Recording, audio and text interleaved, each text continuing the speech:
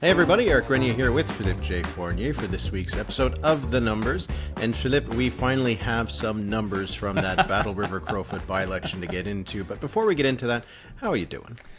Good morning, Eric. It's good to talk to you. Yes, we're going to talk about Monsieur Poilievre returning to the House of Commons.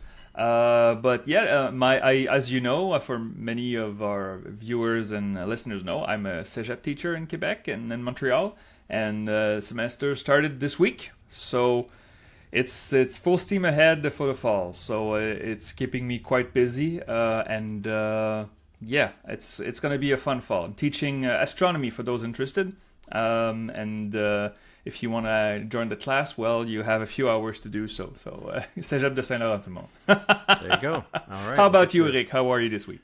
I'm doing fine. We'll be back in Ottawa in a couple of weeks. So just trying not to think about that. But apart from that, everything else is very good. So let's get into that by-election, much anticipated by-election for Pierre Poilievre, the leader of the Conservative Party, who lost his seat in Carleton in the last general election and got Damien Carrick, or maybe Damien Carrick offered it up, who knows, his seat in Battle River Crowfoot, a rural Alberta riding somewhere between Calgary, between Calgary and Edmonton, kind of stretches across eastern central Alberta.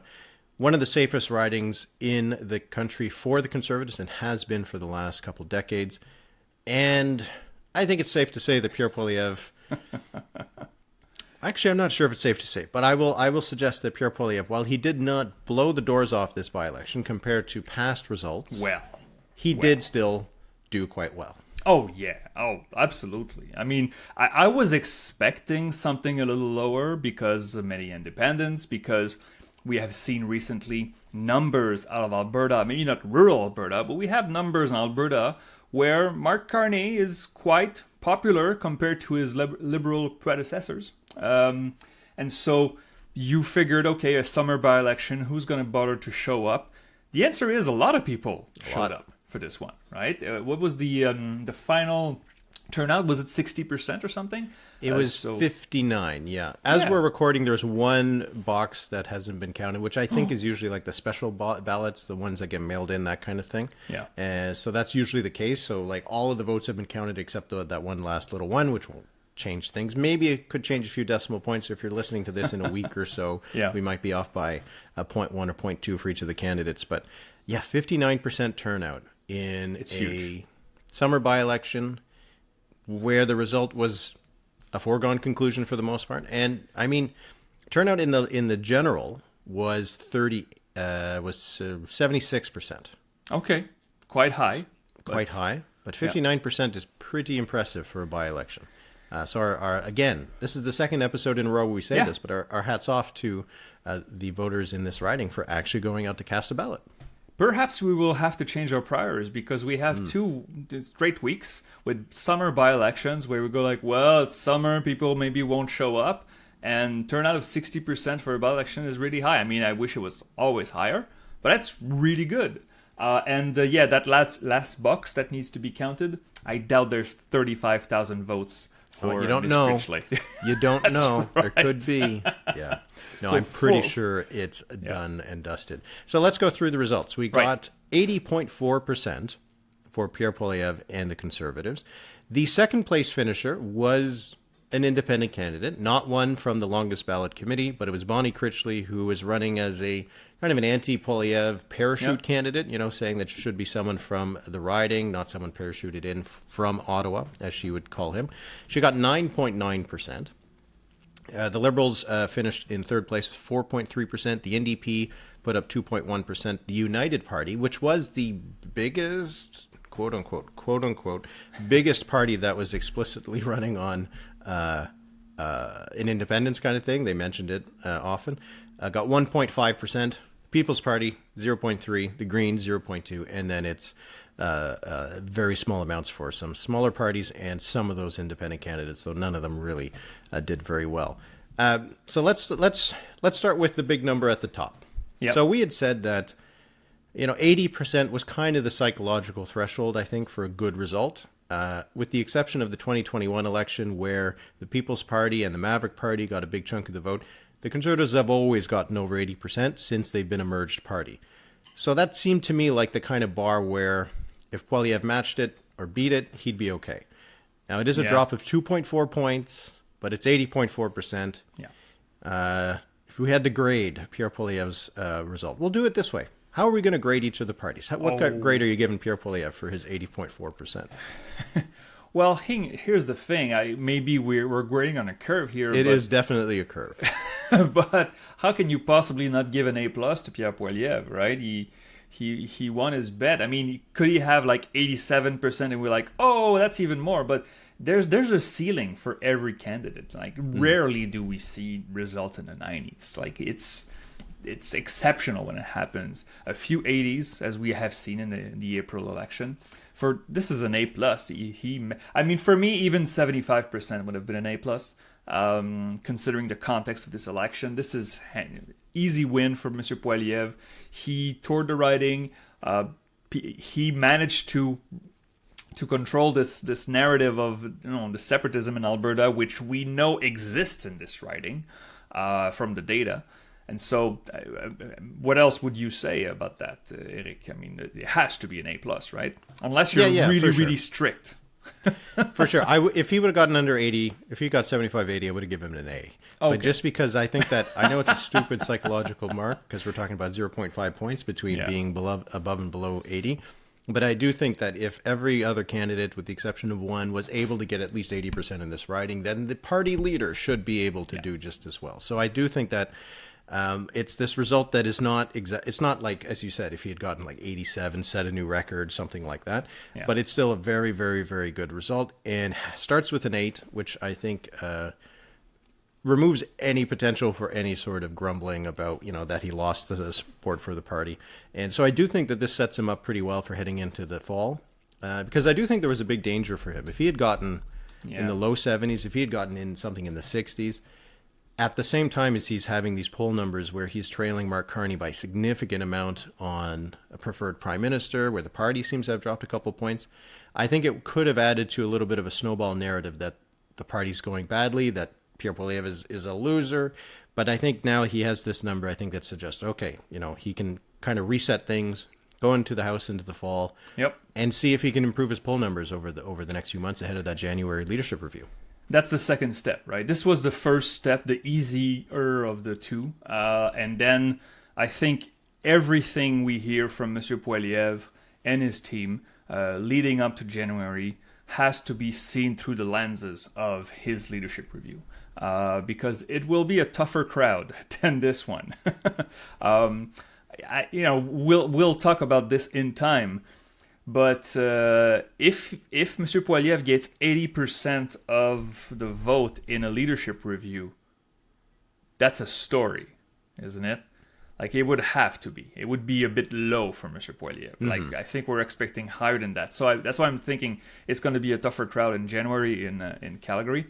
But we'll have plenty of time to think about this, and we'll circle back to the polling results that we see, because Conservatives are not doing that well, and Monsieur Poilievre neither.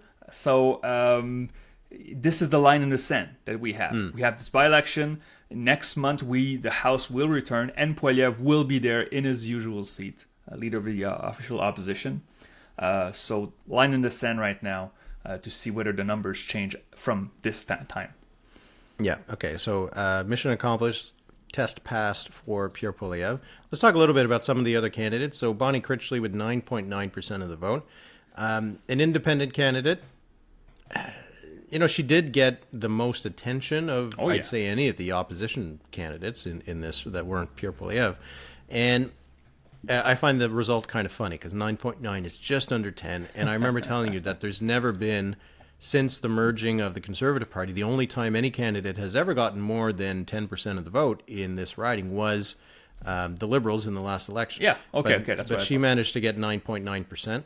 And it does seem like she did take a lot of the Liberal vote and some of the NDP vote. I do think that she became the anti-Poilievre candidate. Yeah. In that context, 9.9% suggests that 1 in 10 voters was upset about Pierre Poilievre being parachuted into the riding. But generally speaking, 2 out of 10 voters don't vote for the Conservative Party in this riding anyway. So I'm not sure what to make of the result. As for an independent, though, it's a Yeah. decent result Yeah. when you think about it. But compared to some of the, let's say, enthusiastic expectations from some folks, I mean, 9.9 isn't that special. When we in your grading system, Eric, what is the like average? Like B plus? What is the average grade? I guess so. Okay, so Well, you tell me. You're the one who teaches students. I would give Miss Critchley a B. It's not a poor performance. It was a losing cause from the start. And when, I mean, for those who go see 338 right now, I haven't updated yet, but I had 10% for independence, and I didn't have a magic 8-ball. I just took precedence. I looked at the BC election. I looked at this past federal election. You know, a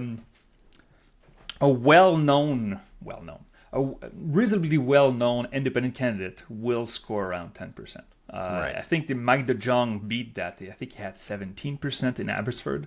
But, you know, he was a very well-known, right? He was from the place, been an MLA for a long time. But 10% is, for me, is the benchmark, and she meant it. And so average grade for me, for Miss Critchley. I wonder if that's the end of her political career. The thing is, I think she identifies as a conservative. There's no way the conservatives ever recruit her now. So Yeah, probably not. so I guess that's the end for her, unless, I don't know, maybe provincially if the UCP. Yeah, that would be my something. question, yeah. But whether she wants to run provincially. Like in terms of the goal, which was to make a message about Poilievre or even beat him, I mean, that's still kind of an F. But in terms of the result as an independent candidate, it is actually pretty good, right? It isn't easy to be an independent candidate. oh no. And to finish second. Regardless of the numbers, she finished second. She beat two of she beat the governing party, and she beat another party that has a long track record of existing. So we'll give her some marks there. Now 4.3% for the Liberals, so that's down 7 points. This isn't a very good result for the Liberals in the context of the history of the riding. They usually end up somewhere between 4 and 8%, so this is on the lower end of that. But it does seem like a lot of that vote went to Critchley. Yeah. Well, rather than stick with the Liberals. Were the Liberals even trying in this riding? Again, since this was such a foregone conclusion, we have to look at this in a different way than just a regular by-election. So Liberals getting 4%. Had they gotten 3 or 5, would they get a better grade? I would say that it's a C, but usually, you know, it's. I don't think Mr. Carney and his team will lose any sleep over the fact that they had below 5% in that by-election. I don't think they care at all. So, yeah, I don't disagree with that. I don't think it's any sign that they should be worried, because the fact that they got nearly 12% in this riding last time, that was the best the party has done in decades. So, like, to put that into context, it is just not a very good riding for them. And it does seem like a lot of voters decided that Critchley was a better shot, which, you know, when you think about it, she might have been if she was gathering a little bit of support of some disgruntled conservatives, because the Conservative Party did go down 2 points. Maybe she got some of that. But in the end, it's not a very strong result for the party. But in the context, you know, it's hard to know what it means. How about the NDP? 2% down 1.1. I'm actually impressed they got 2%. Well, I would have thought they would have done even worse. Yeah. In the current context, and the candidate kind of conceded that she wasn't going to win, which obviously, respect for recognizing what was likely going to happen. But 2% for the NDP, down a point. Not much to say about it, but I mean, what can you say? I guess it's a C result as well. Well, it's interesting that we did not get caught. We will talk about the over-unders we had set for this by-election. The line for the NDP was 3%, and we both chose the under. Because, okay, not a good riding, but also I'm not taking the over for the NDP in any by-election. Are you kidding? After what we've seen in the last few years. So, yeah, not surprising. All right, and then just for the small little parties, we can do them all in one. The fact that there wasn't a candidate here who was explicitly separatist who did very well, I mean, shows that for a lot of voters, that wasn't a priority, that Pierre Poilievre getting him into the House was more of a priority, and that the message that he was taking, which was that he believes in Alberta being part of Canada, but that he believes that Alberta should more or less get a better deal, shouldn't be taken advantage of from Eastern Canada. That seemed to probably meet the standard of what the more sovereignist part of the electorate would have wanted. So, the fact that the United Party got 1.5, the People's Party, which also suddenly has become a separatist party, not even just in Alberta, but also in Quebec. That's right. 0.3%. I mean, this to me, like just for the People's Party, like it was less than 4 years ago, that they got nearly 10% of the vote here. Now they're down to 0.3%. I mean, this party is dead and dusted. I think it is a bit of a thing from the past.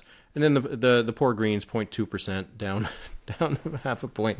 I don't think this was going to be a good place for them. So for all of those parties, we'll give them a ribbon. The curve is participation ribbon. There you go. An incomplete. We'll give them an incomplete.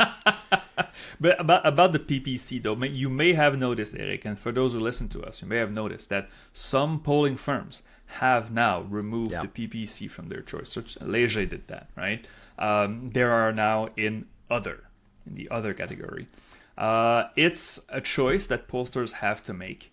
But below 1% in the general election for the PPC and 0 seat again is entirely justifiable. I mean, do not include the PPC anymore.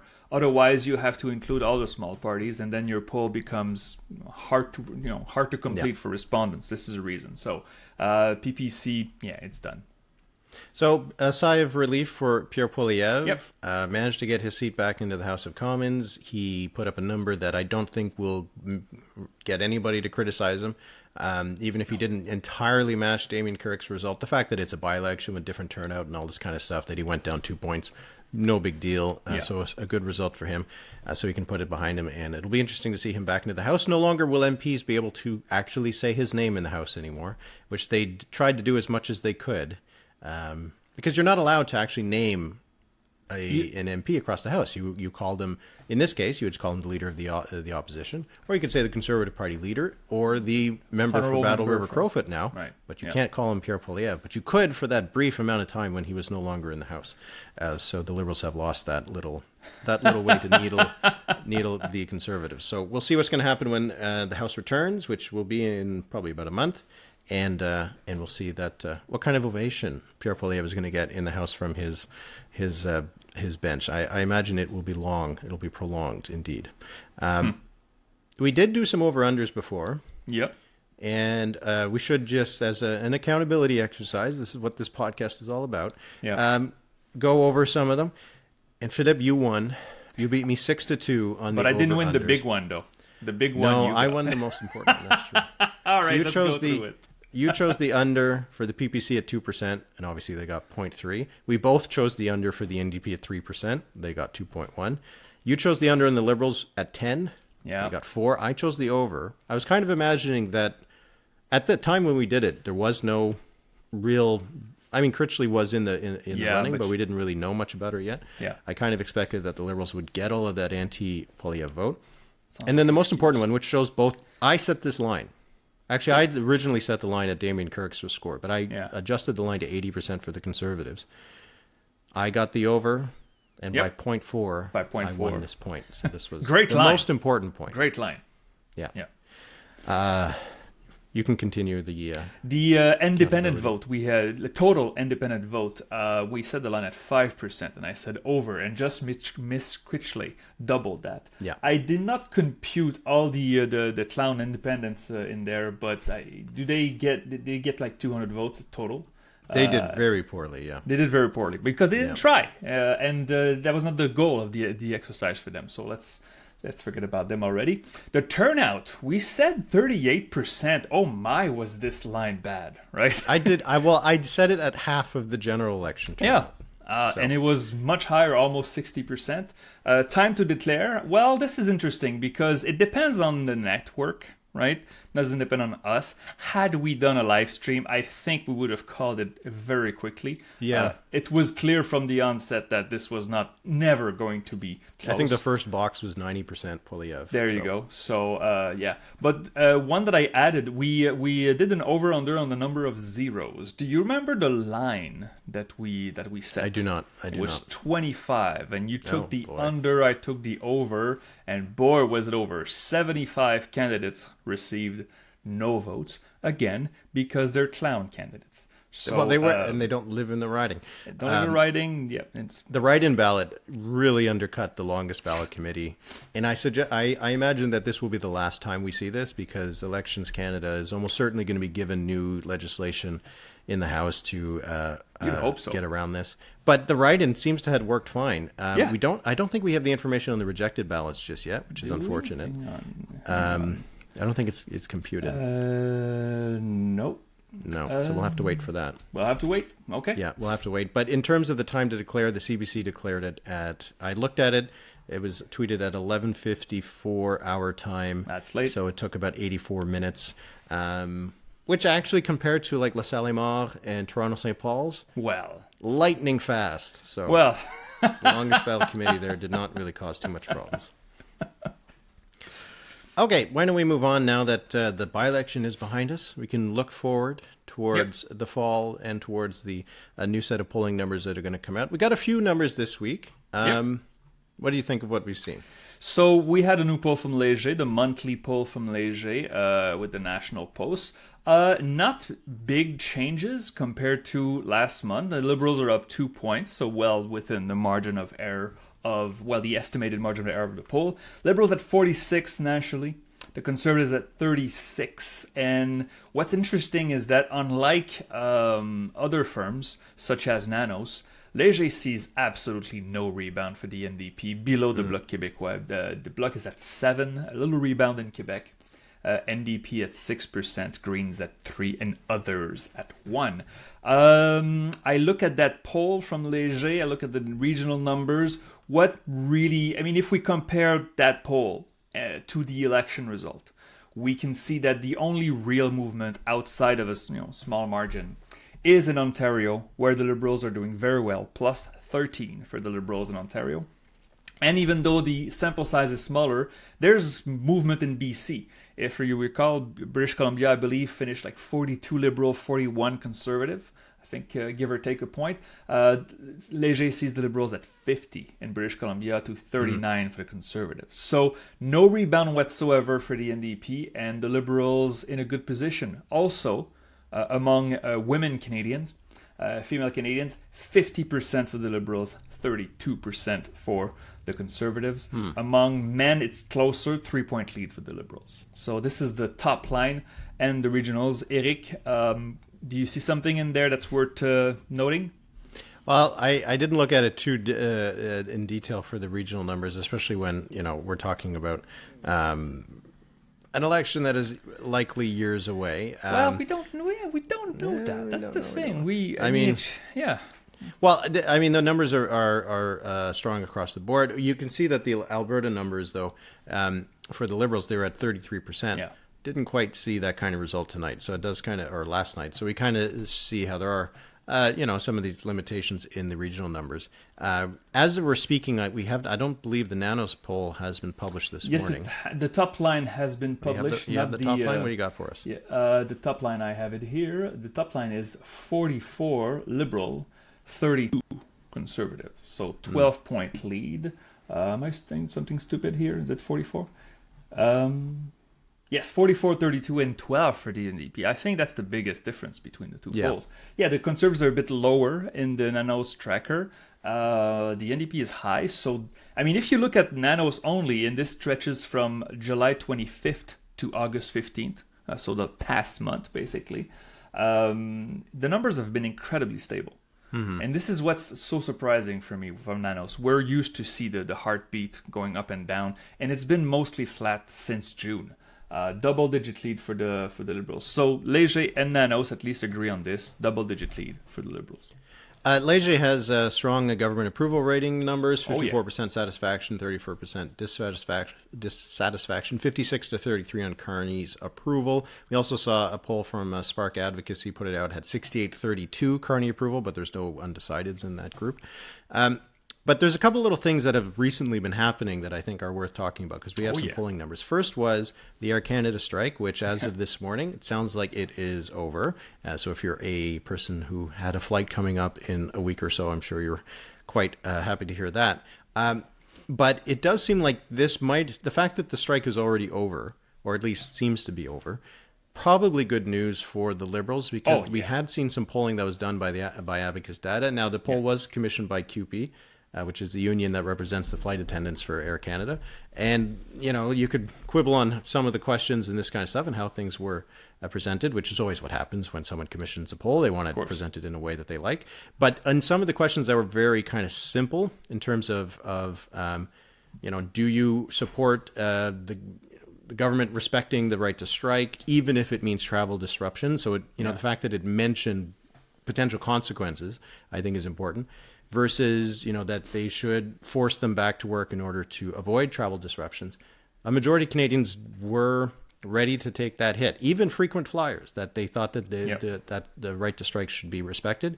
And when it was asking whether you sided with the flight attendants or with the management of Air Canada, big advantage for the flight attendants. Yeah. So if this would have dragged on, we saw a rather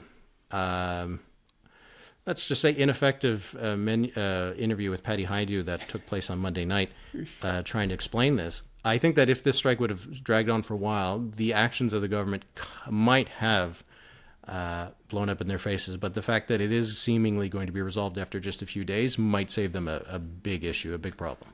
Absolutely. Had this dragged on, especially in August, people are still traveling. There's still a lot of people on vacation right now. It caused a lot of problems, even though the Liberals look kind of silly to get into this problem very fast, right? Not even let the flight attendants 2 days of strike.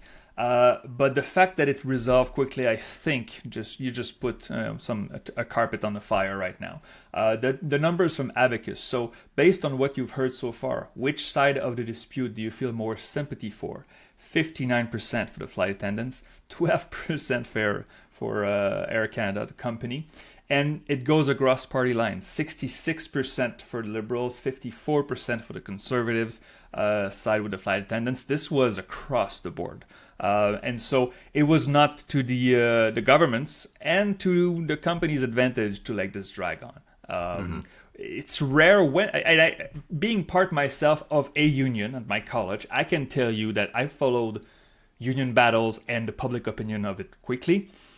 It's rare that the population is on the side of the union. At least, I mean, it can be like quickly, like in the first few days, but if it drags on, it always sours. And so perhaps it's not only good news for the government, but also for themselves that it was fast. I don't think we know what's behind the scenes right now, but as you said, Eric, I think Air Canada said they expect all flights to return to normal later this week. Yeah. The other thing, and it was something that came up in the Leger poll, was obviously the big orange sun down south and how it blots out everything else of the landscape. Yeah. And Leger asked an interesting question. With these kinds of questions, I think it's always important to read them out, right? Yeah.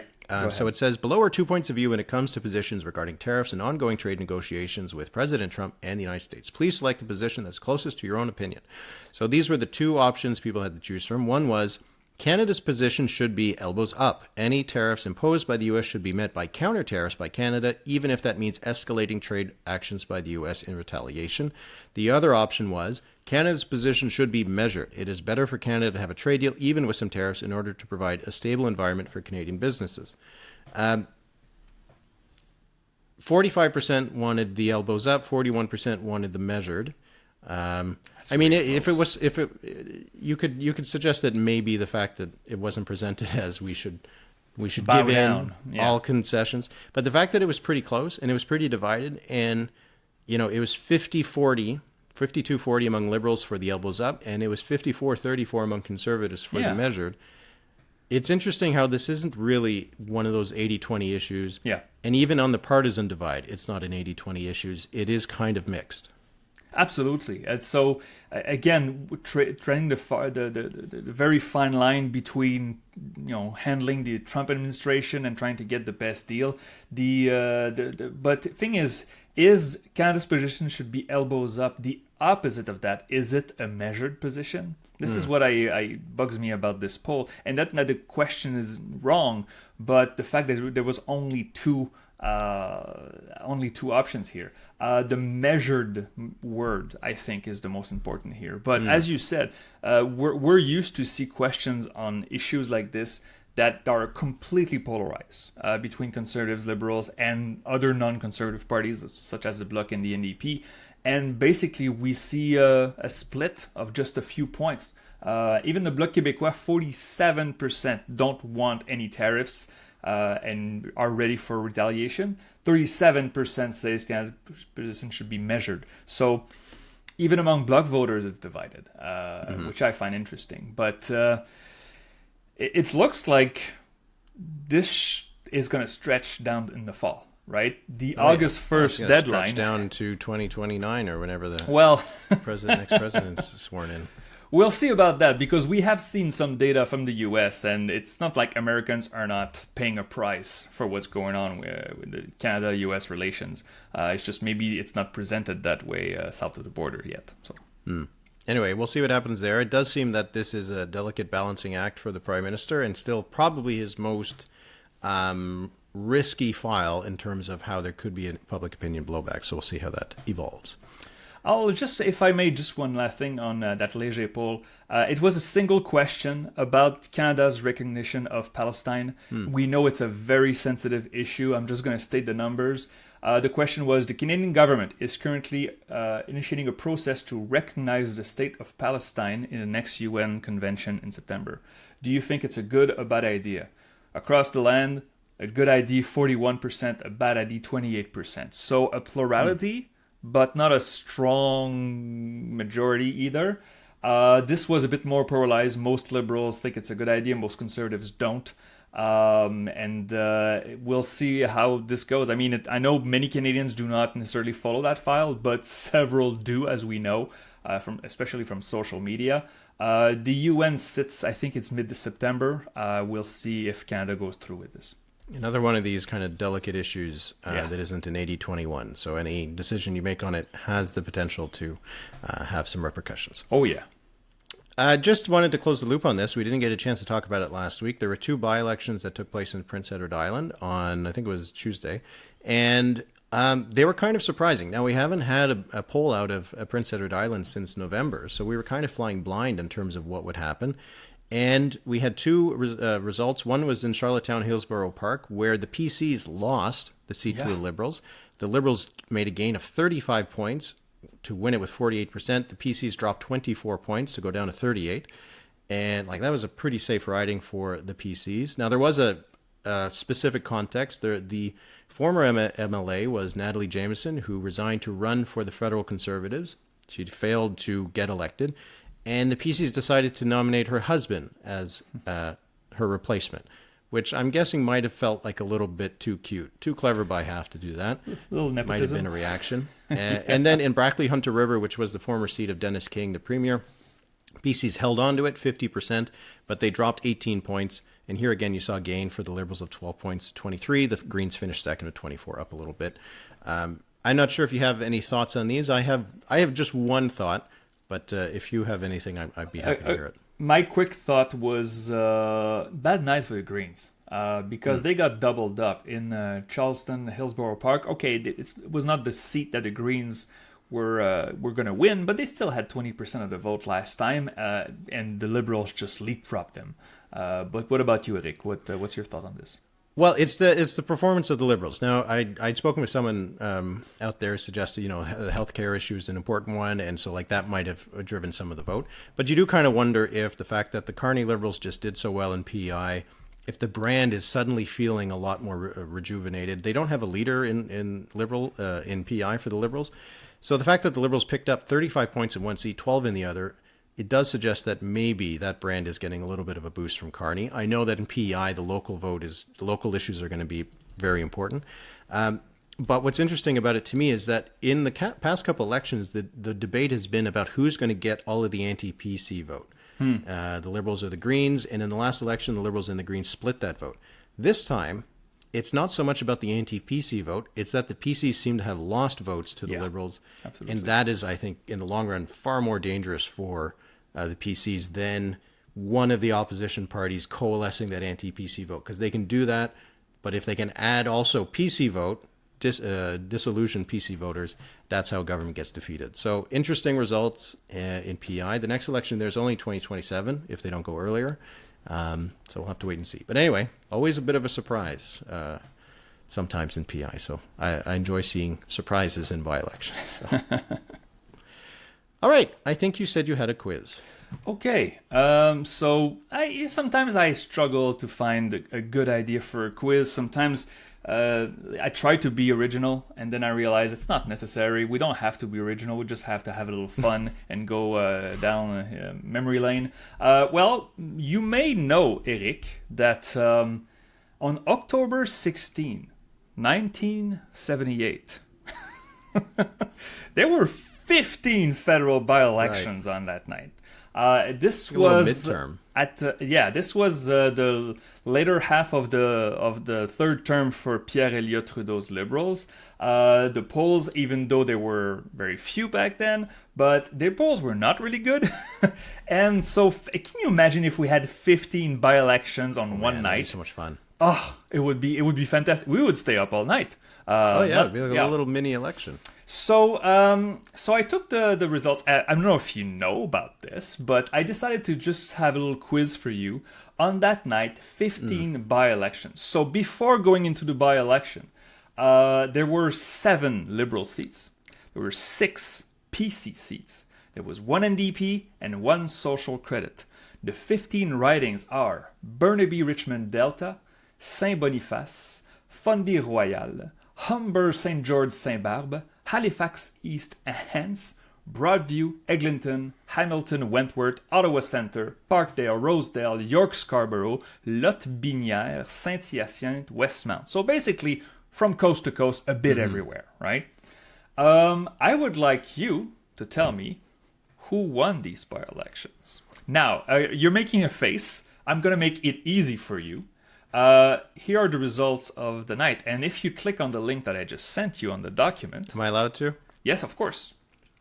You will see. We'll publish that to our members. So at the end of the night, the Liberals lost 5 seats, went down from 7 to 2. The PCs picked up 4 from 6 to 10. The NDP picked up 1 from 1 to 2. And the social credit stayed put at 1. Now I will give you one hint. The Liberals had 1 gain on that night. Oh, okay. So Sheesh. Let's go seat by seat, and we can revisit them. I won't tell you the answer right away. You have to find 10 PCs in there, 2 Liberals, 2 New Democrats, and 1 Social Credit. So let's start out west.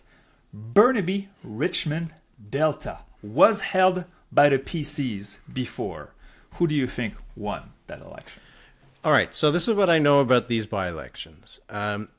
Trudeau was delaying calling these, and he was being suggested that he should call them earlier, and Trudeau just kept on waiting for them, if I'm not mistaken. And that's so strange. He was being warned by his people that this is going to be bad. This would not be a good thing. And the results were very poor, and for that reason, they didn't go to an election very soon after that. They waited until 1979. Mm-hmm. So it was a very poor result for the Liberals, and I'm actually shocked that they won as many as you said. They said they retained 5. Is that right? 4? No, the Liberals won 2 seats of the 15. They had 7 going in, but they had 1 gain as well. So okay. So Burnaby, Richmond, Delta, held by the PCs before. Who won that election? Okay, so you said there's 1 NDP pickup, and I think I know which one it is. Okay. I I'm not sure if I do. But I'm going to say that the PCs were able to hold on to Burnaby, Richmond, Delta. Okay. All right. How about now Saint Boniface? I think it's it's alphabetical. It's not from east to west, but That's fine. I should That's fix fine. that. Well, it's but not even Saint Boniface was held by Liberals. Who do you think won that? Saint Boniface. The Liberals are going to hold on to one of them. I'm going to guess it was Saint Boniface. Francophone riding, Trudeau, and very popular among French Canadians, especially outside of Quebec. So I think he would hold on to that. Okay, Fundy Royal in New Brunswick was held by the PCs. What do you think? 1978. I mean, Joe Clark's the leader there, so it's no longer Stanfield. But that's pretty solid PC territory, so I'm going to say that PCs held on to that one. Okay. Humber, St. George, St. Barbe. That's in Toronto, right? Yeah, it right. was the PCs. No, it's not. It's in Newfoundland. Are you kidding me? What? St. Barbe? Oh, yeah. Sorry, it's Humber. That is... Sorry about that. I thought that was a joke. Yeah, I'll say that stays with the PCs. I'm going to say that Humber, St. George's, St. Barbe. Okay. All right. Halifax, East Hants was held by the PCs. What do you think?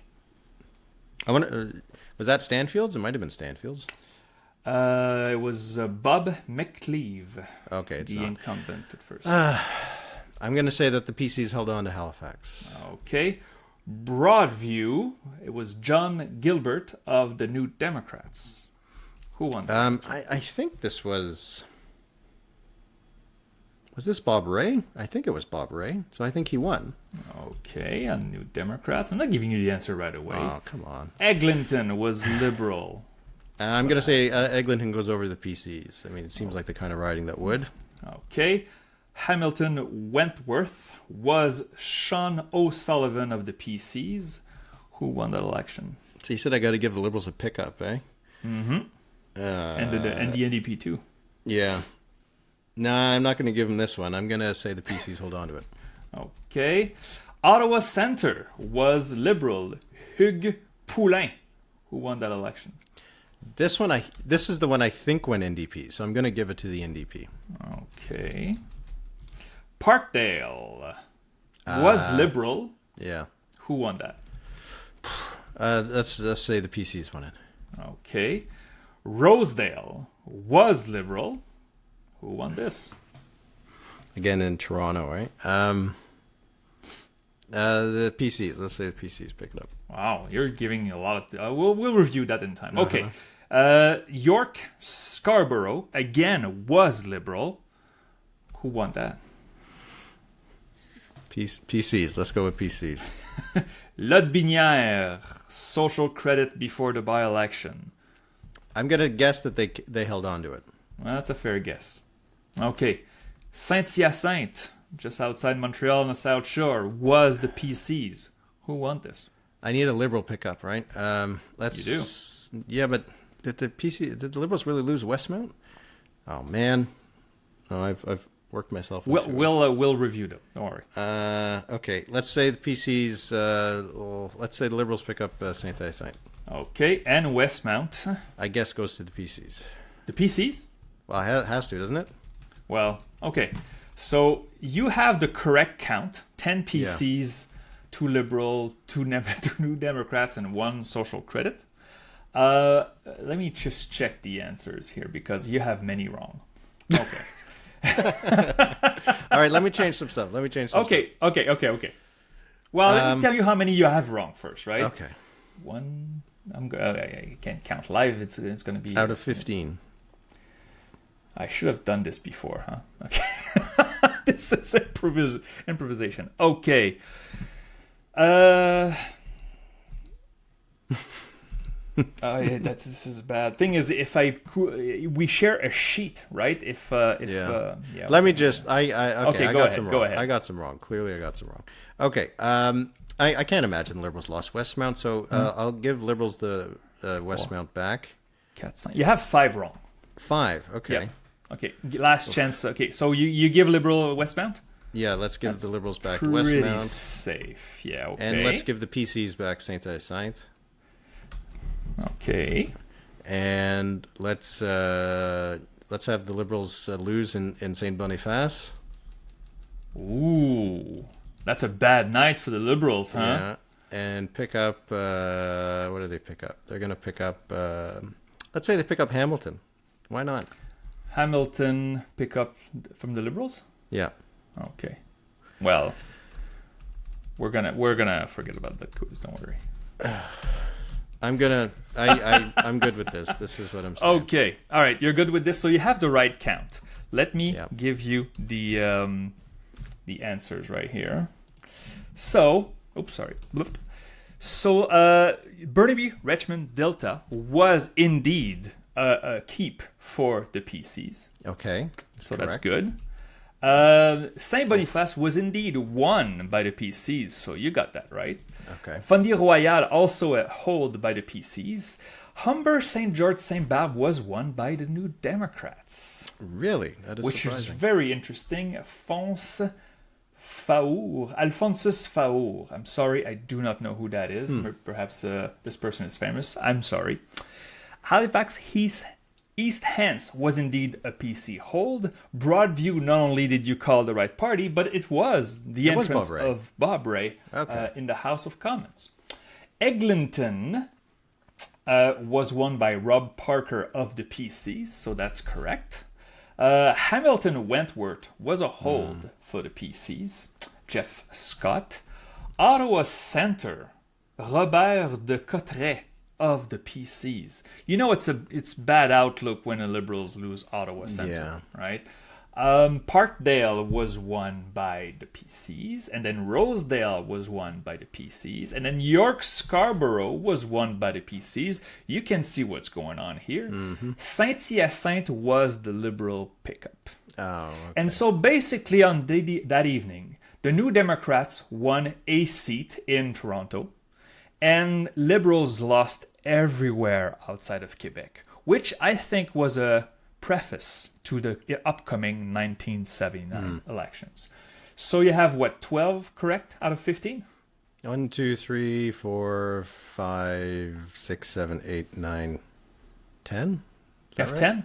Yeah. I'm giving you an honorary silver for that because this was hard. You. But this it's hard. so interesting to revisit those by-elections. We know there's a context there because earlier in the same legislature, there was a May 24th, 1977, 1, 2, 3, there were 6 by-elections and the Liberals swept the floor. And then 1 year and a half later, they lose everything. In politics, man, things can go fast. Also, a big signal to the Carney Liberals right now, especially this week. I think it was the first time this week with the Air Canada story that maybe there were some voters that says, hang on, we didn't vote for this. And that's why I think the Liberals got so lucky that this conflict was resolved fast. So, a good lesson in history of politics. Yeah, let's hope. Let's cross our fingers that one day in our lives we'll get a 15 by-election night. I mean, even if like a 5 or we haven't had. The most we've had recently is 4, but yeah, and you were on vacation that night. It was in June. Okay. You won't let me forget it. Okay, that was fun. Thank you. For the number of the week, mine is actually going to be pretty much the exact same one as last week. 59%. 59% was the turnout in the Arthabaska by-election. It was a couple ticks higher than that, but it was 59 point something. And here in Battle River Crowfoot, 59%. So it's the number of the summer for by-election turnout. But it's just impressive. And again, anytime you can get over 50% of people participating in a by-election, especially in the summer, I think that's good. Even in a riding where pretty much everybody knew what the result was going to be, they still wanted to go out and cast their ballot, and so I think that's a good thing. Yeah. So congratulations to the people of the riding, and who knows? Maybe we can even have some hope about democracy. I don't know. Call me crazy. You gotta have hope, otherwise the system falls down. That's good, Eric. My number of the week, I'm going back to the new Nanos tracker, published this morning. Preferred Prime Minister, stable numbers all summer, continue this morning. 52 for Mr. Carney, 24 for Mr. Poilievre. So that's a 28-point lead if you round. I think Nano says 27, but he counts the decimals. Again, this is a line in the sand. 1 month from now, we will have a complete sample from Nanos that has Pierre Poilievre returning to the House of Commons. If it's 45-30, we'll see there's movement. But so let's put the line in the sand here and check back on this 1 month from now. All right. Well, that'll be it for this week. If you're not already a Patreon supporter, you can go to thenumberspod.ca and you get early access to the episodes. You get ad-free access to all the episodes, and you get our special episodes that we record every couple of weeks, and as well access to the Discord. And the Discord was watching the Battle River Crowfoot by-election results and chatting about it into the wee hours, which we love to see. So thanks so much. And again, you can go to thenumberspod.ca. And Philippe, we'll chat next week, and hope that your first class is as bright as the moon and as glittering as the stars. The history of astronomy, we're covering antiquity, the first measures of the world. First time we realized the skies were far deeper than we thought. Only with just rudimentary math. It's fantastic. So, sorry if you're not in it. So, thank you, Eric. Merci beaucoup tout le monde. Have a great week.